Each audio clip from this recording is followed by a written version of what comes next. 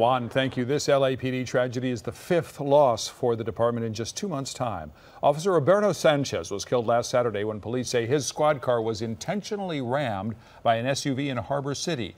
The 32-year-old was newly married. 35-year LAPD veteran officer George Nagata died last Friday after falling ill while on duty. His death was heart-related.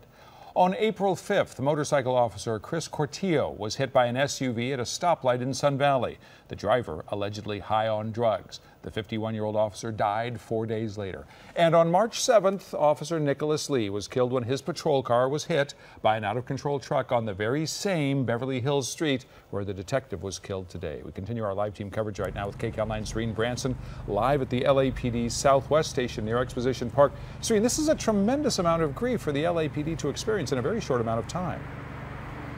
A tremendous amount of grief is right, Kent. Although the detective's name has not been released, we know that he was a popular officer and detective here at the Southwest Station of the LAPD. I just spoke with his supervising officer off camera, and he tells me that the officers here are reeling tonight, torn up, and it feels like they've lost one officer after the next.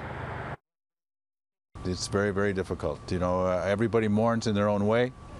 Everybody has a different capacity for grief. Everybody has to deal with this the best they can. LAPD Chief Charlie Beck is dealing with the loss of a 5th officer in just 2.5 months, the 4th to die in a traffic crash.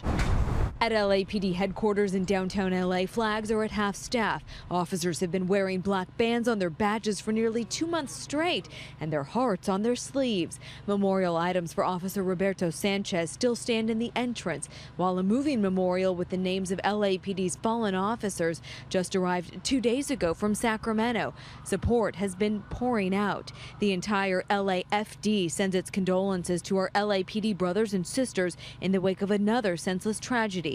We stand with you. Have heart, brave brothers and sisters of the LAPD. We stand with you yet again. At Southwest, this wall honors those they've already lost. Now they'll have to add to it as fellow officers cope with another friend and colleague taken too soon. When you grieve together, when you discuss it and you work through it with others, it's a much healthier process than when you do it alone. This is a picture posted by the chief showing how officers mourn. They signed fellow officer Sanchez's locker at Harbor Division with messages that say, "Rest in peace, my brother." And that supervising officer here at Southwest told me that although they have to wait for the coroner to make a formal identification to release the name to the public, they, of course, inside this station know who the detective was that died today. And he tells me that many of the officers have already placed flowers around his desk tonight. Reporting live near Exposition Park, Serene Branson, KCAL 9 News. Okay, Serene, thank you so much for that. And be sure